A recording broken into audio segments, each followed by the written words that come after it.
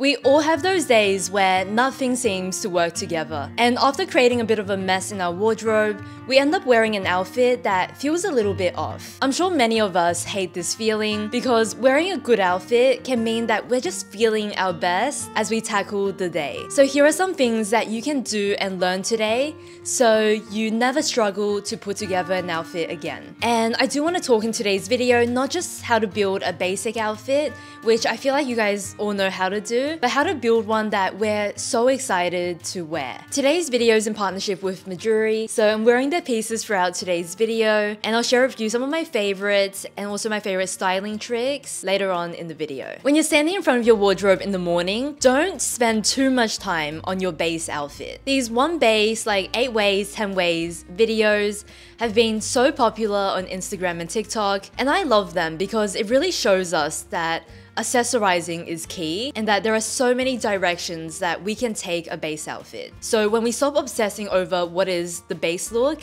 and we start to work on our styling and our accessorizing, it really makes the outfit so much better. And it makes our style so much better in general. You know those mornings I mentioned where we're creating a mess in our wardrobe because nothing feels right? Oftentimes, what's happening is that we want this base outfit to look amazing when in reality, this base outfit just needs to be okay, because what comes after is going to give us our final outfit. The good news is that there is such an easy solution for this. On days where you're feeling inspired, you'll know exactly which top, which bottom you want to wear. And on days where you're not feeling inspired, you want at least 3 to 5 base outfits that you can just go to and rely on. You want to think of these base outfits when you are feeling inspired, because that is when you are judging your style and your wardrobe in the most accurate way. My base outfits tend to evolve from season to season. Right now, I love like a white crop top with a navy skirt. I've been wearing this so often. I love a cashmere sweater with my black skirts. And then another go-to, I think, would just be an all dark outfit.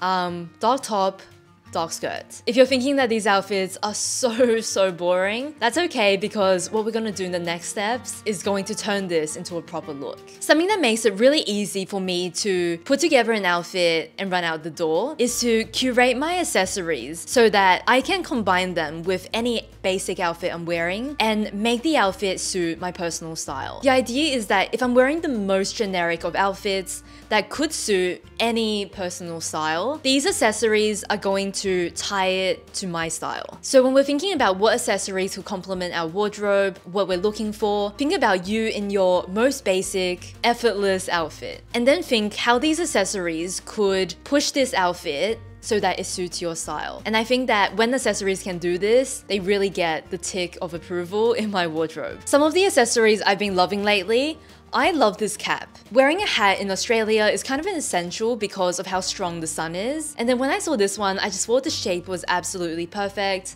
I kind of love the purple with the navy. It's not a color combination I see often, and it makes it feel a little playful with the color combination. The same goes for this bag. I love how this works with all of my outfits, especially when they're casual. I think the red just gives it this more feminine vibe. I think that the top handle woven style makes it feel very effortless, like a French girl basket bag. It's been such a good accessory to go with all of my outfits. I'm going to share with you some of my Mejuri jewelry favorites here as well, and how I like to mix and match them so that they can take that generic outfit and make it feel like my personal style. Wearing a chunkier gold hoop is such a big part of my accessorizing and my style. Today I'm wearing this Stevie hoop. This is super versatile because you can take off the bottom dangle and wear it as like an everyday earring, and then you can add on the bottom dangle for a nighttime look, or when you're just feeling like a little bit more of a statement in your jewelry. Because the Stevie hoop is interchangeable, you can also interchange the bottom link. So I have this one in a burgundy color, which feels like the color of the season. So I can mix it up with the burgundy or the gold. And then with the burgundy, you can also reverse these so that the gold side is at the front. When it comes to jewelry styling, my biggest tip is to curate something that truly feels like a mirror to your personal style. And this is what is going to help all of your everyday outfits. For me, I love feminine mixed in with a little bit of playfulness.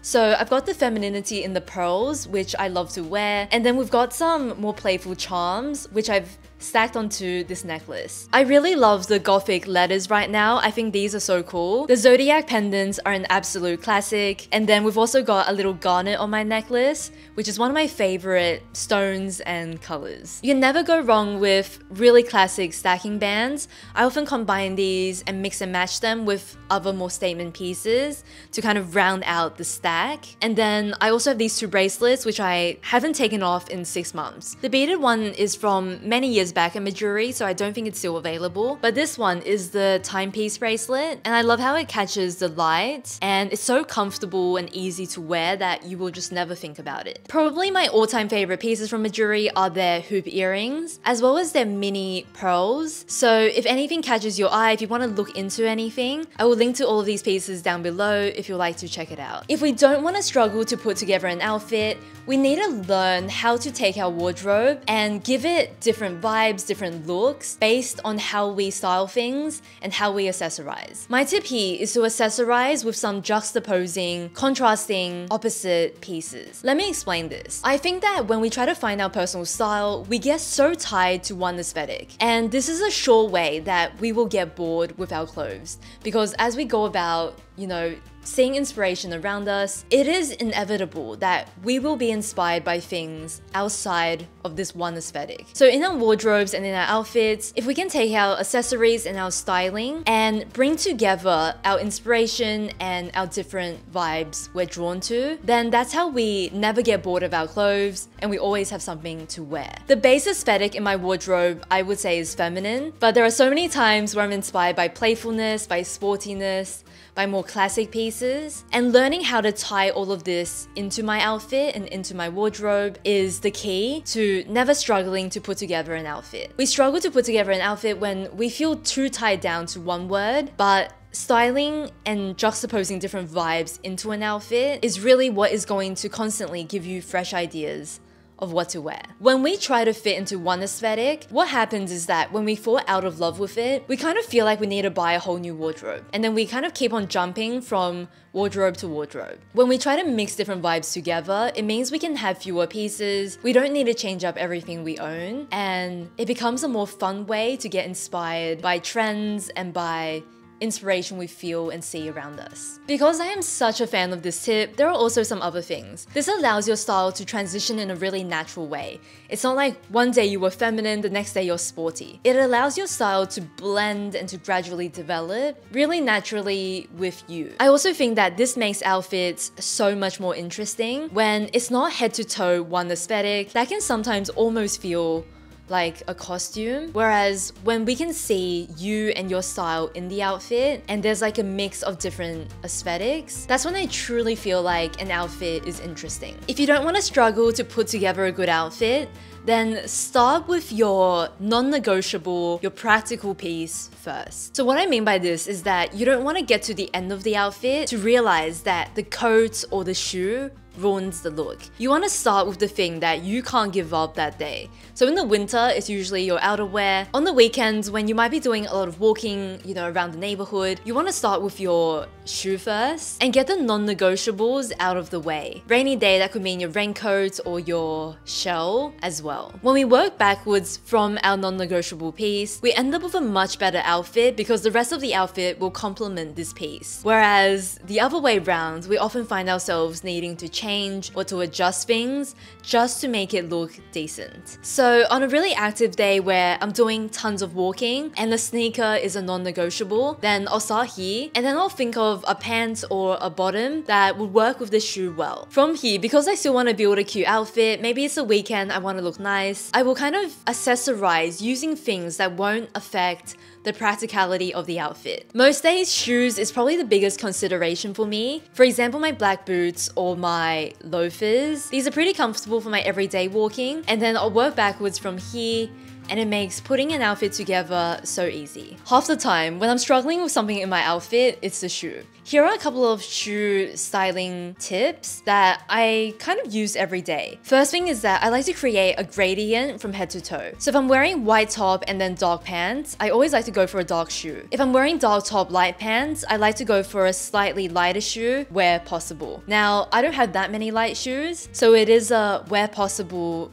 situation. Sometimes I'm wearing a light bottom and I don't have light shoes. Something I like to do here is that instead of wearing that darker top, which I feel like cuts me off a lot, I will actually change that top to a lighter color so that there's continuity in the outfit and it's broken up right at the bottom. I really don't like it when the top and the shoe matches because I feel like this way of dressing cuts me off the most number of times. Whereas when I can reduce the number of time it cuts off with color, I tend to like the outfits better. This is something that I like to do when it comes to combining shoes with my outfits. Everyone has a different system because I also know a lot of people who love doing like a top and shoe that matches. But for myself, I just like the elongation that a gradient creates. Shoes are one of those things that can confuse a lot of people, myself included. So this is one of the things that has really helped me when I'm putting together an outfit. Styling rules are also so personal, the ones we choose to adopt, but this one works for me. One of my favorite things to talk about in a style tips video is color and how to curate your color story so that you never struggle to combine colors in an outfit again. I have a series on my Instagram dedicated to showing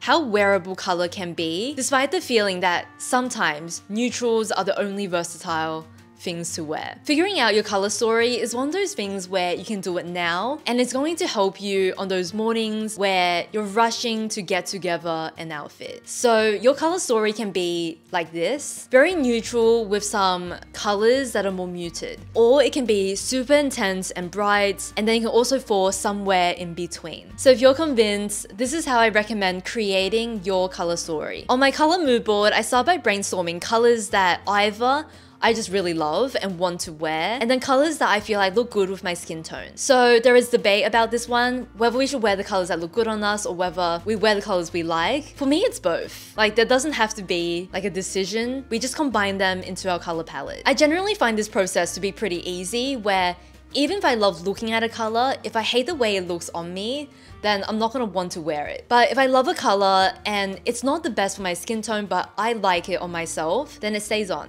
It's as easy as that. And then there are colors where it's average to me, but I love the way it looks in my outfits. So that's a no-brainer as well. Once I've combined all the colors, I go on to the next phase, where I basically divide these colors into 3 categories. The first category are my base colors, and these are like my foundation colors. Super basic here, navy, cream, black, a lot of neutrals. We're gonna have a lot of overlap in this section. In the second section, I go into my more unique neutrals, where these are the neutrals I've selected that I either love or suit my skin tone. So we're starting to curate all the neutrals out there and narrow this down to what suits us. And then the third category are my accent colors, my brighter shades that I love to combine with the first 2 categories. This is the section where you can go more muted, where there's just like a little bit of color. Or you can go very, very intense and go for super bright shades. Ultimately, you end up with a color story that is as neutral or as bright as you want it. The idea for this system is that all of your colors in section 3 will go with your colors in sections 1 and 2. In this way, your wardrobe will be super versatile because you can always mix your accent colors with any of the neutrals in 1 and 2. As you play around with color, you're gonna have some signature combinations, signature pairings that just perfectly suit your style, no matter how neutral or bold. My own signature is a complementary color pairing. So if I have a navy or blue in the outfit, I love a pop of yellow. If I have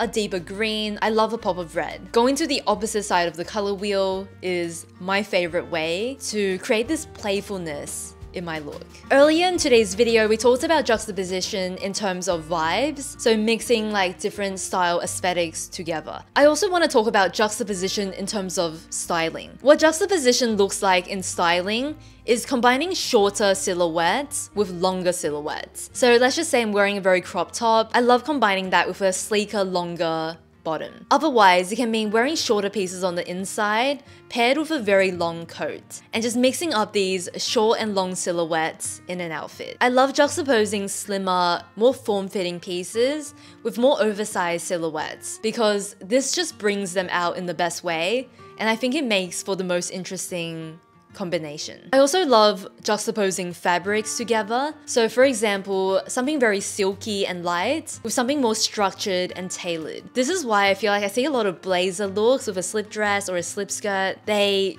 contrast each other so incredibly well. Without juxtaposition, what happens is that we see so many of the same things that nothing stands out in an outfit. Whereas when you can contrast them, it really brings each other out in the best way. So if you're ever standing in front of your wardrobe, you don't know what to wear, look for some opposites that can pair well together to bring each other out. If you do this a few times in a wardrobe, it will start becoming second nature to you when you start grabbing pieces to style. The final tip for today's video, let's just say you're about to leave and you're still not like 100% happy with your outfit. Something is missing. I would say take a look at your bag and your shoes. And if an outfit is on the simple side, what I would do is that I would mismatch these. The reason is, in a simple outfit, there are so few elements we can style and we can work with that we want to take every opportunity possible. And when we match our bag and shoes, it means that they have a similar color, a similar texture, and it's taking away some of the elements that we have